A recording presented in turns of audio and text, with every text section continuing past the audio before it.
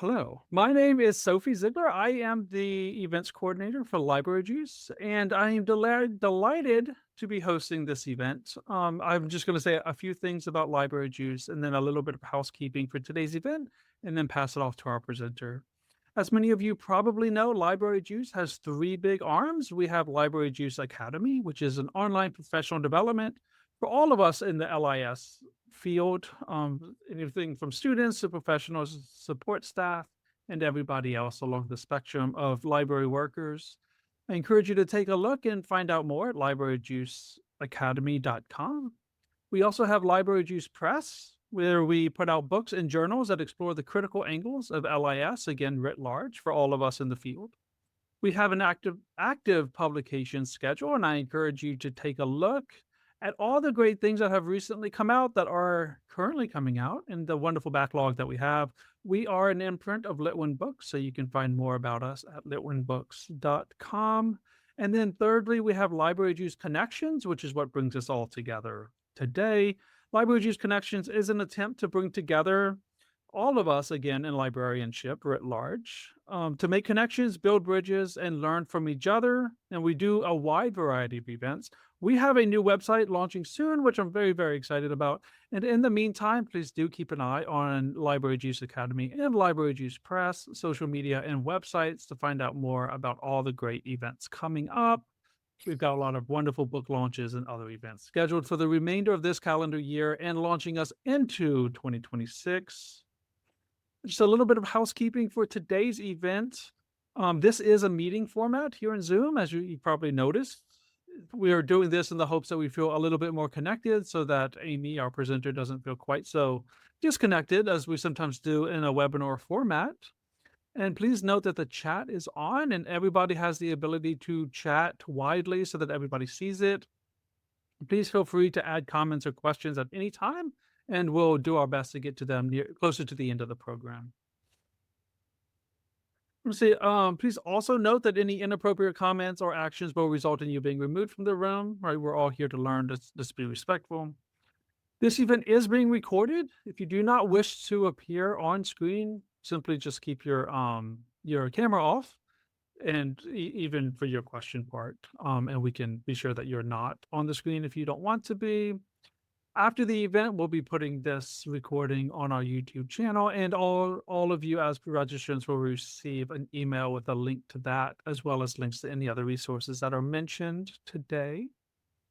That's everything I wanted to say. I'm so happy now to introduce our guest. Today, we're joined by Amy LaGesse, who is the Director of Programming at the University of Toledo's Human Trafficking and Social Justice Institute. Amy has a master's degree in sociology with a focus on race, class, and gender issues, and brings extensive experience from public health with a professional background that spans universities, local and statewide organizations, and both local and state health departments. Amy is a committed human trafficking advocate and coalition leader. Amy, I'm now happy to turn it over to you. Thank you so much. Hello, everyone. I am so honored to be here today. First and foremost, I want to thank the Library Juice. I was going to just say Academy. I did not realize there were other branches. So I want to thank Library Juice for letting me be here today. I'm so glad to speak with you and to talk about human trafficking and the intersection with libraries being a part of that fight against human trafficking. I also want to thank all of you for being here. I know that sometimes people, well, actually, I don't know anymore how people feel about human trafficking presentations because I give them so often. But what I want to say is that for some people, they might not be sure what they're going to get. They might think human trafficking does not affect them or their community. And I just want you to know that they are wrong. I'm so sorry to say that human trafficking is one of the human rights issues of our lifetime. And the more people that are informed and know how to identify or at least provide resources to individuals that might be being trafficked, the better, because it's really going to take all of us to end human trafficking, or I should say first combat human trafficking and then to end it. So thank you so much for being here. I am going to try to talk slow. for two reasons. I'm excited to be here, and also I have so much information I could share. So just know that this is a basic human trafficking 101 session, and I will be going quickly over topics and types, if you would, of human trafficking. All right, I think everyone can see my screen. Again, I do have a master's degree in sociology, but I want you to know that I have been doing human trafficking prevention, education, policy, and advocacy for the last 15 years. If you are familiar at all with the work of Dr. Celia Williamson, she is located at the University of Toledo. I am honored to work with her at the Human Trafficking and Social Justice Institute.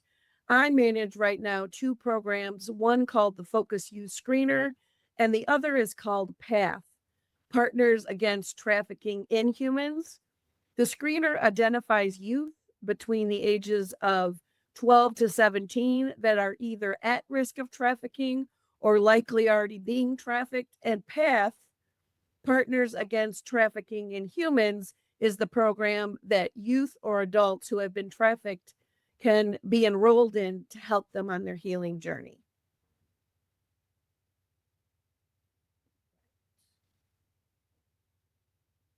When I say to you, what is human trafficking? If we were in a smaller room together, I would ask you and call out people to please participate and tell me what they think. But today we have a large group here. So when I say human trafficking, the first thing I hope you think of, or at least one of the first things I hope you think of, it's a crime. I hope you think about that it can happen to youth, men or women. I hope that you understand that it's about a relationship that is built between the trafficker and the victim survivor. I hope you think about the fact that traffickers do not think about the people that they are trafficking as people. People being trafficked are exploited for their vulnerabilities by traffickers who will use force, fraud, or coercion to get an individual to either perform commercial sex, labor trafficking, other types of trafficking. Traffickers do not think of people they are trafficking as people. To them, people are a commodity. They're not people, I'm sorry. It's a commodity. It is like owning cattle. Traffickers brand their people, they're victims, just as people who own cattle brand their cattle to let others know that this is my property and do not try to take it. All human trafficking survivors, I want to make sure that we say this at the top of our conversation today, have experienced some form of trauma. There are studies done, and I'm not naming any of those today, but I want you to know there is plenty of research that indicates that if someone has experienced some sort of some sort of trauma in their childhood, sexual abuse, parents who are addicted to drugs, they're runaway, they are experiencing traumas that make them more susceptible to being trafficked. I want you to know that there's a federal definition called the Trafficking Victims Protection Act of 2000, and it is still in place. I'm happy to say after 25 years. So I gave you a definition at the top that talked about the exploitation of men, women, and children. Traffickers exploit their vulnerabilities by the use of force, fraud, or coercion. This says it in a little bit more legalese, because remember, we're talking about a crime. So right here in the Protection Act, they talk about sex trafficking. They define sex trafficking and labor trafficking. So I'm going to go through it and I am going to read it to you. I apologize ahead of time. But sex trafficking in the federal definition is the recruitment, the harboring, transportation, provision, obtaining, patronizing, or soliciting of a person for the purposes of a commercial sex act in which the commercial sex act is induced by force, fraud, or coercion, or in which the person induced to perform such an act has not attained 18 years of age. And I'm going to move right along to labor trafficking. Recruitment, harboring, transportation, provision, or obtaining of a person for labor or services through the use of force, fraud, or coercion for the purpose of subjection to involuntary servitude, peonage, debt bondage, or slavery. All right, and it's notated where these laws are listed if you're interested. What I want you to think about with these definitions, again, we're talking about a crime. We're talking about an action, a means, and a purpose model. AMP model, I don't know if you've heard of it before, but we often use it when we're talking about this federal definition for trafficking. The action words in these definitions are recruitment, harboring, transportation, provision, obtaining, patronizing, or soliciting of a person. Those are action words. So there must be an action for this to be considered human trafficking. There must be a means by force, fraud, or coercion for the purpose of commercial sex or labor trafficking. So I want you to think about it. This is a lot of words. And my first explanation was easier to understand, but the first definition doesn't include all of the components. We must have an action. We must have a means, force, fraud, or coercion for the purpose of commercial sex or labor trafficking. Now, let me point out with sex trafficking that there is a difference in the federal law and most of the state laws that if someone is under the age of 18, you do not have to prove the means, the force, fraud, or coercion that occurred. You have to prove for this to be a crime against someone it's not a crime against someone under the age of 18. For a trafficker, it's a crime to traffic someone, period. But if they are under the age of 18, all you need is the action words, the first part of the definitions, for the purposes of commercial sex. If we're talking about someone who's underage, the prosecutor does not need to prove force, fraud, or coercion.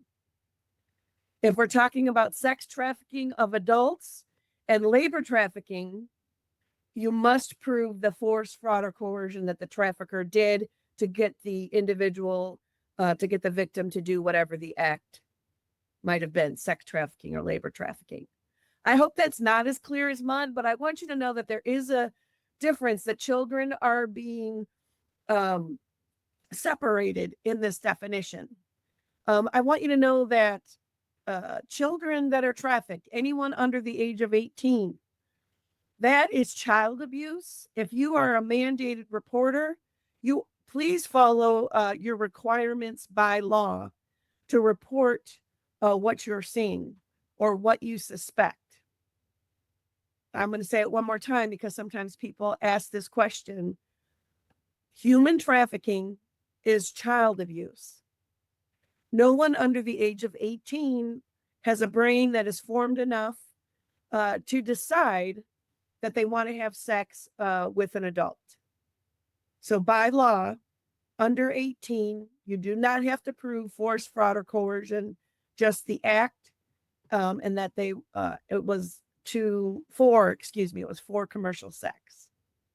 I hope that makes some sense. I do feel like I dragged myself through the mud right there, but please, if you have questions, please go ahead and put that in the chat. And also, I think I forgot to say, or I'm going to repeat it if I already said it, the things I'm talking about today are not pleasant. If you need to step away for a coffee or a water, if you need to walk around the space you're in, if you need to take a deep breath, please take care of yourself. This is a very heavy topic, and I just want to make sure that everyone is okay that's with me today. All right, so these are just some of the statistics that I've pulled to talk about today. Now, remember, human trafficking is a crime. It's the second largest criminal enterprise happening in the world. And that being second intermixes with, I'm sure you can guess, drugs and selling guns, illegal distribution of guns, right? We don't have counts today in the city I'm in in the state you're in of what those counts look like today, right? I don't know how many guns were illegally sold in Toledo, Ohio today, and I don't know how many opiates were sold on the streets today where I live. This is the best numbers that we have for individuals that have been screened, assessed, and then put into healing journeys to get away from trafficking. So this is the best data that we have, is what I'm sharing. 25 million individuals are trafficked around the world. That's a lot of people. I've also seen that number as high as 40 million, depending at what source you're quoting from. That is a lot of people. That is more people than were slaves back when slavery was happening and it was legal in the United States. $236 billion in illicit profits annually. Please remember, traffickers don't care about people. Traffickers care about their bottom line. Some of the traffickers run their human trafficking businesses like a corporation, where no one ever meets the CEO or really knows who that individual is, to smaller business entrepreneurs, traffickers, smaller businesses that are being run by traffickers, where it isn't a corporation setting. It's a smaller setting. Maybe it's just one person that's being trafficked. But know that anybody that's trafficking someone else for any other purpose, it's because of something of value, usually money, but there can be other reasons people are trafficked. And we'll talk more about that. Most trafficking occurs through manipulation. Okay, so not guerrilla trafficking, and I'm going to call it not snatch and grab. Oftentimes we hear a lot of experiences people share where their windshield wipers were standing up when they got to the parking lot, or they had zip ties around their locks on their car handles, or there's been other stories, at least in my area. And again, I'm in Ohio. That is not how human trafficking happens.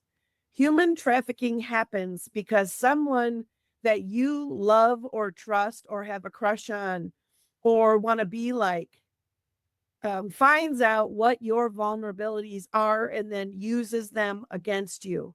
It is about forming a relationship. It's not about snatch and grab. It's only 5% of trafficking that we see. Most of the trafficking that happens is about building a relationship. And when I say that, I am talking about the United States. Most trafficking occurs through manipulation, building a friendship. 43% of human trafficking survivors identified as persons of color.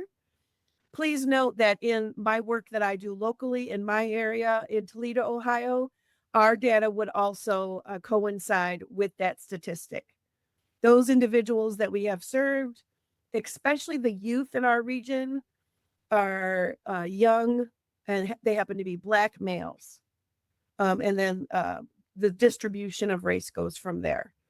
Half of the identified child human trafficking cases begin with some family member involvement. I don't know if you've heard of familial trafficking.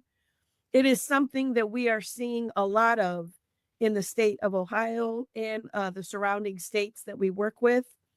In a nutshell, familial trafficking is when cases that have been convicted have been moms who traffic their children for drugs, to pay the rent, for food, for all sorts of different reasons. But the cases that have been convicted that I am familiar with, it's because the mother has trafficked the youth. So said, you can have sex with my 10-year-old daughter for half an hour because then I will get the money that I need to buy my drugs. So I don't know if you know about familial trafficking, but we will talk more about it today. As I alluded to earlier, I want you to know sex trafficking does have a business model. Traffickers are in the middle, protected. No one sometimes knows who they are. There are people who are bottoms, who are recruiters. That means they are bringing people into trafficking, that they are making friends with people who they want to train to be the trafficking victim. They are training trafficking victims to perform sex acts or how to do the job that they need done. There are groomers who are helping people feel comfortable to come into the business. They're targeting the vulnerabilities of individuals. There are securities and connectors. Security is to make sure that people are where they're supposed to be. Connectors are the people who are possibly making up the ads online and connecting the person who is looking for the sex with the hotel room or wherever the meetup place is going to be. And watchers are just what they're watching, obviously, for police or some kind of any trouble that might be brewing in the area. So, yes, sometimes sex trafficking is not this sophisticated, but I do want you to know that it can be this sophisticated. Traffickers are very smart and resourceful, and they are wherever vulnerable people are located. All right, let's talk for a minute about, I have up there anybody. Anybody can be trafficked. Okay, I'm going to tell you that that is a true statement. Anyone can be trafficked, absolutely. But that statement assumes that we are all at the same level of risk. That is absolutely not true. We are not at the same risk. As you are probably well aware, there are individuals, populations, if you would, that are more at risk for many different types of atrocities. And many of those at-risk individuals are the people who are coming for refuge at your library, right? They are coming to be safe for the day. They can be not unanimous, anonymous. They can be semi-anonymous in the library setting. They can be safe. There's no trafficker over their shoulder. They can use your computers. At the libraries, at least my experience with the main library in my town, many of the at-risk populations that are at risk for trafficking and other atrocities, other crimes being committed against them, during the day, they're at the library. So I want to make it clear that not everyone is at equal risk, and I hope that doesn't surprise you. Who is at higher risk for trafficking? And I have a list here for you. These individuals or these populations are more at risk for human trafficking. Why? Because there are systems already set up in our society that are biased towards these populations. I hope that no one would argue with me that these populations listed here already have struggles in their lives because of who they are, whether they're any of these groups, actually, right? But if you add on top of that, someone is involved with the foster care system, they're addicted to drugs, they're homeless, they're a runaway youth. Runaway youth are intercepted by a human trafficker within the first week of being on the street. They are at higher risk, runaways. Why? All right, well, where I'm at, it's going to be 24 tonight. It's going to be cold and windy. So if I've run away from home or been kicked out of my house because I opened up to my parents about being gay or a lesbian or whatever word, right, you use to tell your parents who you are. If your parents kick you out right now, they say, get out of my house. You're on the street. Where do you go? If your community doesn't have an emergency shelter for youth, or if that emergency shelter for youth is filled, where are you supposed to go? So you're going to make it through the night somehow and try to keep warm. And then the next day, when it's daylight, you're going to go maybe to the local library because it's somewhere safe where you can sit and think about what your next steps are. All right, I can't see any comments or questions, but again, if you have them, please put them in the chat and I'll get to them at the end. All right, let's talk about libraries and human trafficking, right? Because that's why we're here today. Human trafficking, what is it? What does it look like? And I'm going to talk more in depth about types of trafficking. But I want to connect for you my thought actually for reaching out to Library Juice. A friend of mine said she was doing courses on domestic violence, sexual assault, and those survivors being at libraries for safe spaces, and what those resources can look like at the libraries, etc. And I said, do they talk about human trafficking? And she said, I don't know. So I found out. So that's how I got here. But what I want you to, what I'm trying to convey is that my thought process was libraries in my community have always been a part of our local anti-human trafficking coalition. Either someone from administration or community outreach or librarians themselves, somebody from the library attends our local anti-human trafficking coalition meetings. They usually meet once a month, on a specific Wednesday from 9:15 to 11, and they talk about what's happening in the community in regards to human trafficking. I would suggest at the least that someone from your local library attend, when it's possible, anti-human trafficking coalition meeting. Because what you're going to learn there is about what is happening in the community and who is providing what services.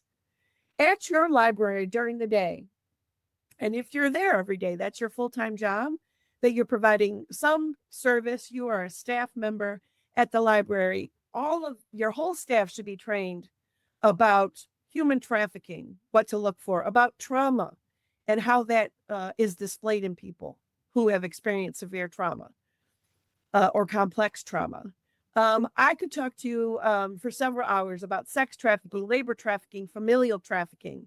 And I don't know that we have time or resources for that to happen. But what could happen in your own region is that you could attend the local anti-human trafficking coalition meeting. You could actually have resources in your library. I would call it passive outreach, where at least there's material somewhere in your library that talks about the local coalition. It's a pamphlet for agencies that serve human trafficking survivors. Many human trafficking survivors need mental health services. So if you could have pamphlets out or flyers available for where people can go to receive services. My own local library has in the bathroom, there's posters and information in the ladies' restroom. I don't know about the men's restroom, but in the ladies' restroom, there's information to get in touch with agencies that can help you if you're a victim survivor. So I think it's really important to acknowledge libraries are safe spaces, and they haven't been necessarily at the table to help us combat human trafficking or in the fight to end it.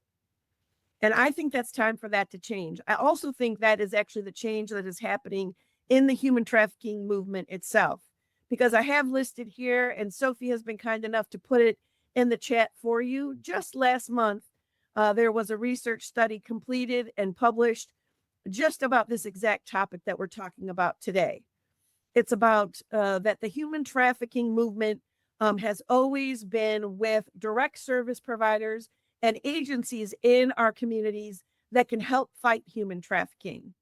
But we also need help of other agencies that might not be providing direct service, but where our clients are during the day, the patrons that you see on a daily basis or often, or even just one time.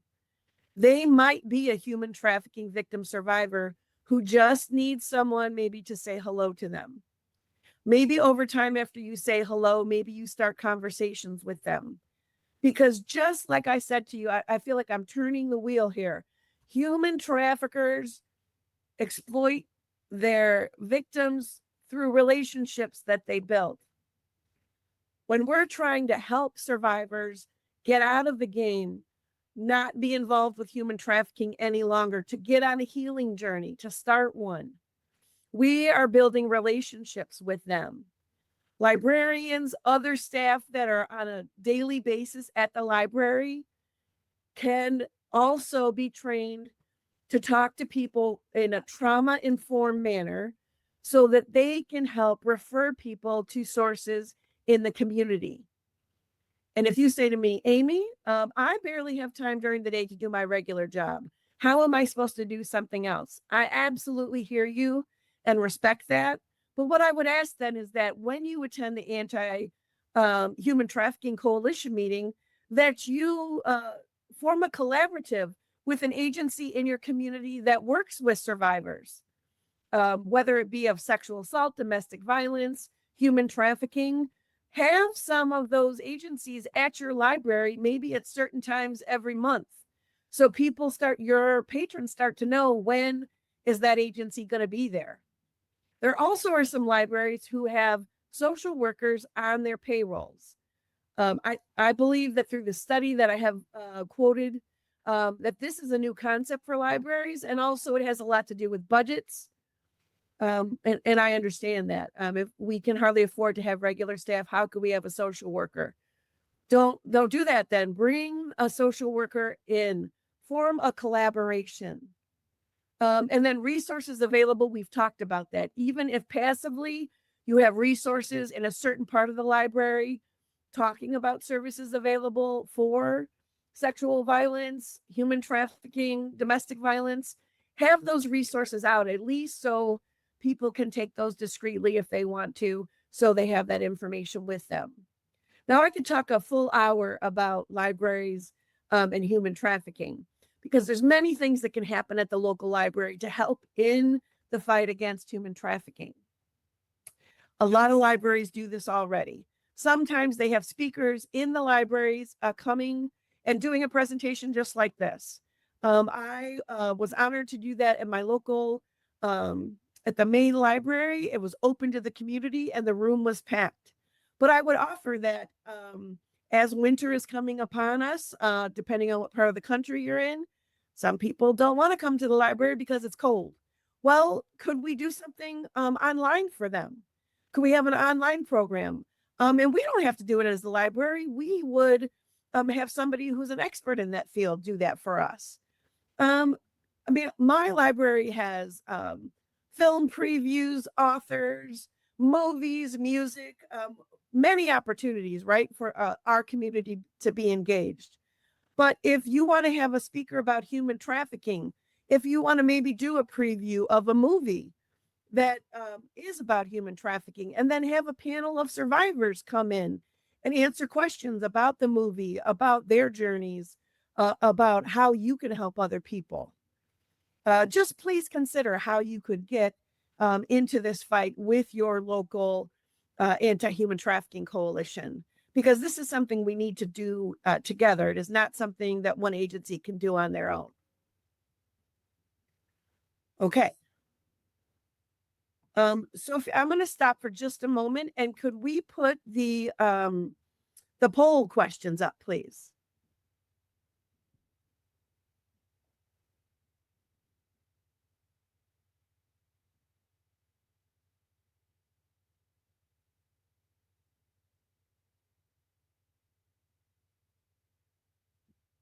Thank you very much. All right, everybody, if you could just indulge me for a moment.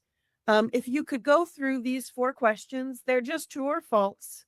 And please give me your honest answer, what you know right now, before I start talking about different types of trafficking.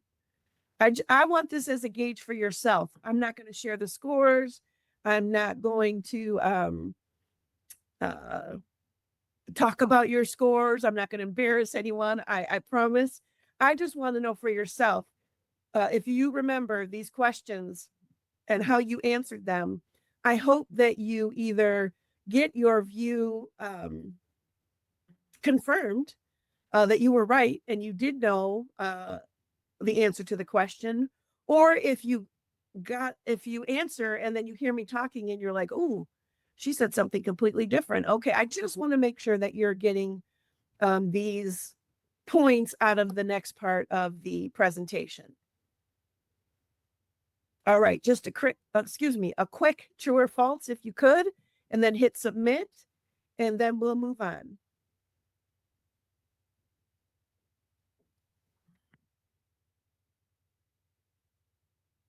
All right, I'm going to move ahead, or move forward, I should say.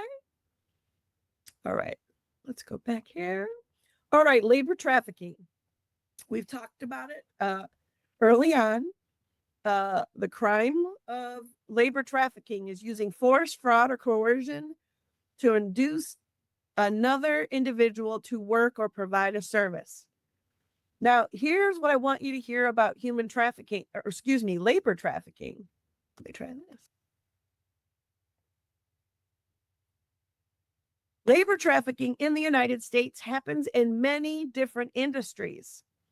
I feel sex trafficking is pretty straightforward in what is happening.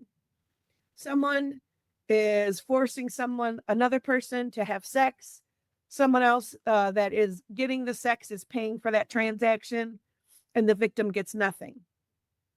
In labor trafficking, many industries are involved. You can see the list here.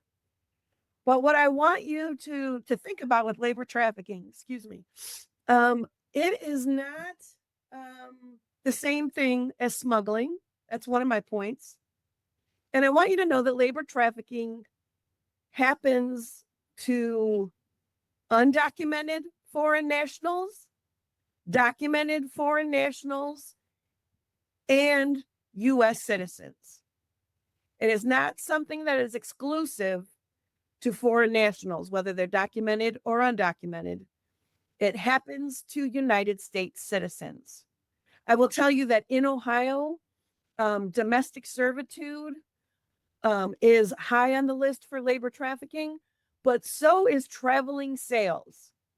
So a group of youth are recruited to either sell products to you of some type of product. Could be regular items that you could buy at the dollar store, cleaning items. It could be candy. It could be various things. But they have a quota that they must meet for the day. If they do not come back with the right amount of cash, they could be left wherever they are. They could be beat up, physically assaulted. They could not be fed for a few days. There are consequences if the youth that are part of traveling sales crews do not get their quota for the day. There are consequences. All right. So that's just one example. Let's talk about smuggling, though, and labor trafficking. Smuggling and trafficking, not the same. Not the same. Smuggling is I'm in a country and I want to come to the United States. And so somehow I get connected to someone that is a smuggler. And they charge me an exorbitant amount of money to come to the United States. Somehow I get that money. I give it to the smuggler and they get me to the United States. Now, remember, they didn't promise me any kind of accommodations, that I would be fed on that trip, that I wouldn't get hurt along the way. I don't know how I'm going to be smuggled, but I get to the United States. That transaction with the smuggler is now over. But what happens next is that the smuggler is working with a trafficker. That trafficker is now who you've been handed over to. And this trafficker is now going to say nice things to you, maybe like, I'm so glad you're here. Welcome to the United States. How about if I hold on to your paperwork for you to make sure that you don't lose that, because you need that to work and for identification, and you don't know. Sounds okay, so you do it. And then let's say that you've been told you're going to work. Well, actually, you don't know where you're going to work, but they offer you a job. And whatever that job is, you take it and you do whatever they tell you to do, especially if you have family members with you, because the trafficker will use the relationships in your family against you. And what do I mean by that? Let's say that they have you working at a beauty salon or a nail salon, and they have you working an incredible amount of hours with no breaks, no vacations. You all go to work in one van. You all work all day until they tell you to stop. You get in the van, you go back to whatever your living structure looks like. And I'm sorry, I'm having just a moment. My brain froze for one moment, so I apologize. But that trafficking, that is how trafficking, smugglers done, trafficking is now happening. All right. And in that case, that would be someone who came with papers, the right papers to work in the United States. There are other people who are smuggled over who have no paperwork and are working then as undocumented foreign nationals. I want to tell you, though, quickly a story about a friend of mine who was promised a job in the United States as a computer analyst. When he got here, he wasn't smuggled. He came on a plane with his wife and his kids and ready to go. But what happened is he was communicating with a trafficker So when he got here, the job that he was offered was not the computer analyst. It was working in a restaurant with his wife, being separated from his kids. And if him and his wife didn't do what they were told, bad things would happen. There could be physical violence, there could be rape, there could be the kids not being fed, et cetera, et cetera. So labor trafficking covers many different types of industries and happens in many different ways. That's why it's really hard to identify. Because if I don't speak the language, if I'm not sure of your customs, if I've been told not to trust the police, who am I going to go to for help? All right. Red flags for labor trafficking. These are not things that necessarily you'd be able to look at and know, hey, that person's being labor trafficked. But when you're listening to them, if you formed a relationship with them and are having just normal conversation, like after I've known you for a while, I would tell you my name, and at some point it might come up that I'm a mom and a grandma, right? We just might talk about things because we see each other. How are you? You have to listen to what people are saying or what they're not saying. Someone is being labor trafficked, works abnormal hours with no breaks or vacation. I don't even know if they would make it to the library, quite frankly, unless you're open past 5 or 6 o'clock. As I just said, someone is hired for a different job than actually what they do. People that are engaged in labor trafficking sometimes are isolated from their families. They're living at the work site. They're fearful if they quit the job or if they try to ask for medical help that some harm will come to their family.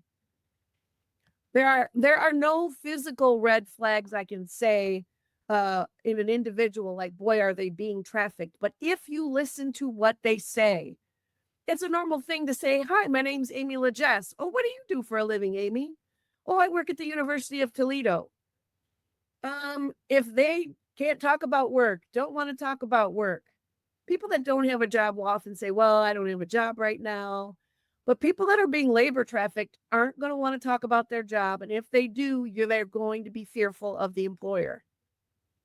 Also, another thing, if you come across an individual who goes to a job, let's say at a factory, but is taught exactly what to say to people that come in and do any kind of quality control or checks on machinery. And every answer that is given to that inspector is exactly the same answer. It sounds like it's been rehearsed by all of the employees. That's another sign. And again, as a librarian or someone employed at the library, that's not something you might see, but it might be something that is shared in conversation. If someone says, what do you do for a living? If you say, excuse me, to someone, what do you do for a living? And the answer sounds rehearsed or odd the way they present it, I might ask some more questions about their work situation and how long have they been there and do they like their work? But again, these are all things that librarians and other library staff can be trained how to have those conversations in a trauma-informed manner. All right, sex trafficking. I did write the definition again, and I also gave the definition of a commercial sex act just in case you're unsure what that is. So sex trafficking itself, a crime involving the exploitation of a person for commercial sex, with commercial sex being any sexual act or sexually explicit performance, such as porn, for which anything of value is given, promised to, or received by any person. All right, so sex trafficking itself. These are places sex trafficking happens, occurs. And you're saying, Amy, okay, I understand why there's the table with the poles for dancing, but why am I looking at a golf club? I just want to say to you that please note that in your area, city, region, township, wherever you live, and if there is a major sporting event, all of our sports have them. They run throughout the year. If your city is having an influx of males coming into town for 3 or 4 days for the Super Bowl, for the World Series, for other sports and large events, right? They're coming into town for 3 or 4 days and they're going to eat good food. They're going to maybe see some great sights for whatever your city's known for. they're going to have some drinks, and they're going to want to have sex. And some of them are going to go online to find out who is available to have sex with. It is a proven statistic that when there are sporting events in areas of our country, for whatever the sporting event is, individuals being sex trafficked increases. You can go actually online. I'm so sorry to say that, but you can go online and see that increase of listings yourself. Red flags for sex trafficking are much more visible. Again, if your library staff is trained and taught how in a trauma-informed or trauma-responsive manner to deal with these conversations and what to do when you see these things. Someone is dressed inappropriately for the day. It is negative 15 outside and they have on a mini skirt and a crop top. I might strike up a conversation if they were in need of a coat. How are you? Wow, it's awful cold out there. Are you cold? Can we help get you a coat? I mean, maybe it is that just someone is dealing with poverty and can't afford a coat. That's absolutely true. But if there are one or more of these indicators or other indicators, this is not an exclusive list of indicators of human trafficking. Please make sure that you yourself are able to point them to resources in their community, or you're able to connect them, to where the information is in your library. Often with youth, they're spent a lot of time in the foster care system. Young females are hanging around older men. And she's saying they're their boyfriend. She's 15 and they look my age in their 50s. What? That's something that should catch your eye. Often teens lie about their age, so that could be nothing or something. If they don't know what city they're in because they've moved around a lot. So if you're just, hi, how are you? Boy, isn't it cold here today in Toledo? And they'll be like, oh, I'm in Toledo. That maybe should trigger that there needs to be more conversation with that individual. If they're showing signs of physical abuse, trauma, so bruising, scarring, broken bones, if they look malnourished, if there's signs of mental distress, those things alone could just, and I hate to say just, but could be child abuse. But if we put these red flags or indicators together with other risk factors, someone could be being trafficked, coming to your library for safety, refuge, for some downtime to just breathe, and maybe we could connect them to services.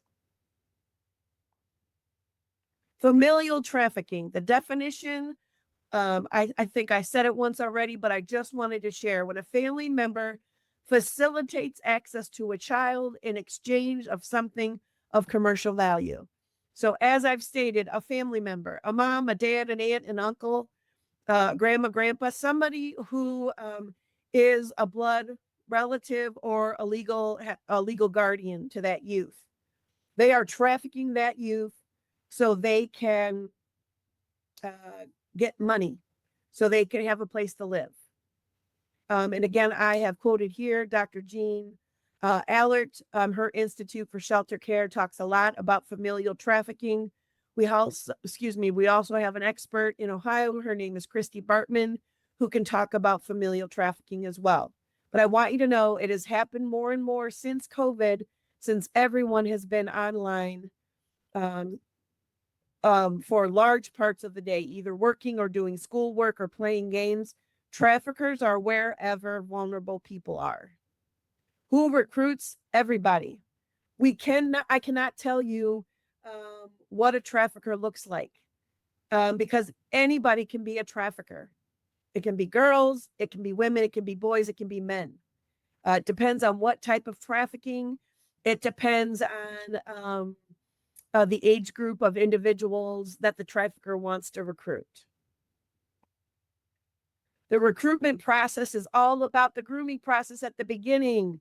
I'm getting to know you. I'm going to exploit your vulnerabilities. I might be telling you I love you and buying you clothes and let you getting your hair done and just showering you with all kinds of, I'm going to call it love bombing and affection.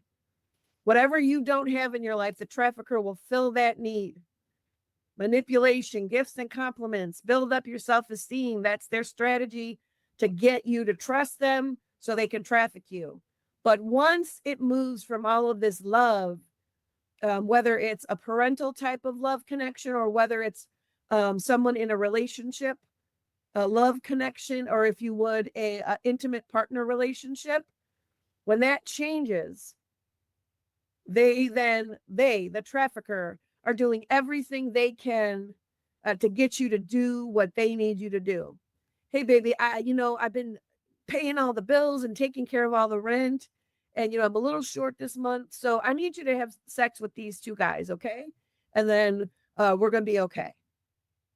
If you've just loved on me, I'm 14 and you've loved on me for the last 5 months and given me everything I need and a warm place to stay and wonderful food and introduced me to great people who are now my friends, I'm going to do what you asked me. Because now I have built up this Stockholm syndrome, this attachment to you, even though you're abusing me. I think you're a good person because of what you've done for me. I think you love me. Why don't victims seek help? There's so many reasons. The main reason, some of them are because they don't speak the language. They don't speak English. They don't trust the police. They don't know where to go or what to do. They know that if their trafficker finds out that they sought help, there will be consequences. Sometimes traffickers will do a beating or kill a victim in front of the rest of the group. So they understand if they break the rules, this is what happens. So they don't seek help because sometimes they also don't understand that this isn't just a way of life. And we could go on and on about that. The demand for who are the customers? We have the trafficker, exploiting vulnerabilities. We have the victim who hopefully will be a survivor. But who's the customer? Who's looking for these not activities? Who want to sex traffic people? Want to have sex? It's people who have expendable income. It's people in our community that we trust. It's people in our community that we might seem like just our quiet next door neighbor. They're people who have expendable income. And what I didn't list on here is pastors. I have had cases of pastors in my own community being convicted of sex trafficking of young females. And it's everybody else on this list and others. Expendable cash, want to have sex with kids. And when I say that, I mean people under 18 or people with a disability. And they find the networks to get in touch with traffickers for this to happen. I want you to know traffickers are online. They're there all the time. Wherever your kids are, traffickers are there. There are so many apps that encourage your kids to sign up to come in and talk about whatever you want.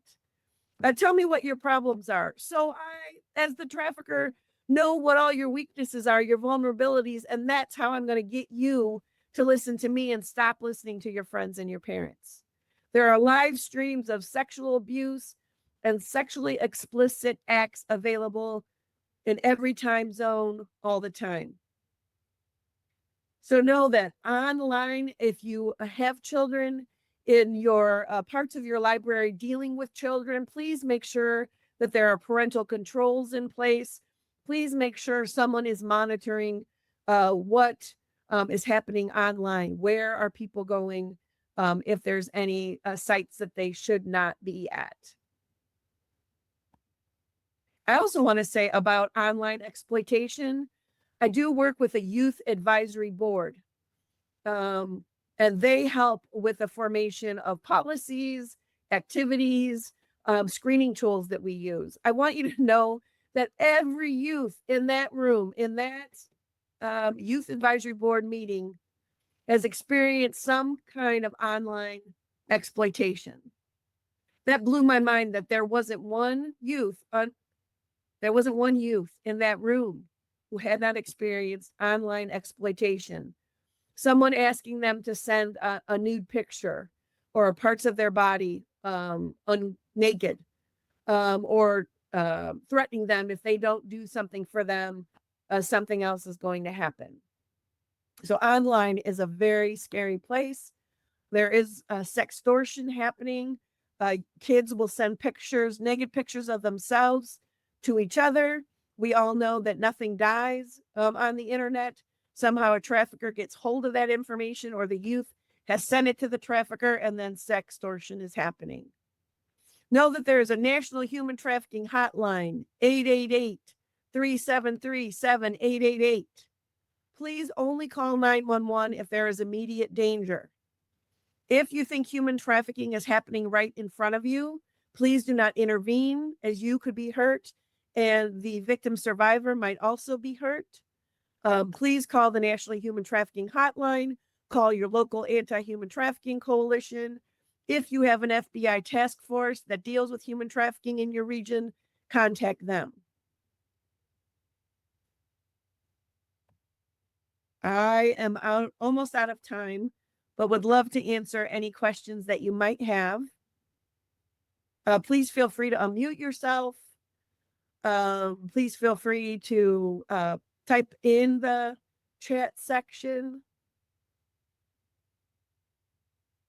Something that brings me hope, I will tell you, is the work that I do every day working with youth who are screened for trafficking and connecting them to services. Seeing those youth and those adults then who enroll in our program for healing, which helps them for 3 years to help get their lives back to it being their own life. That satisfaction of knowing that people can be helped to get out of the game, away from trafficking, and lead a normal life, dealing with survivors and watching them do grow and get their degrees and have normal lives just like the rest of us is an actual blessing for me to work with survivors.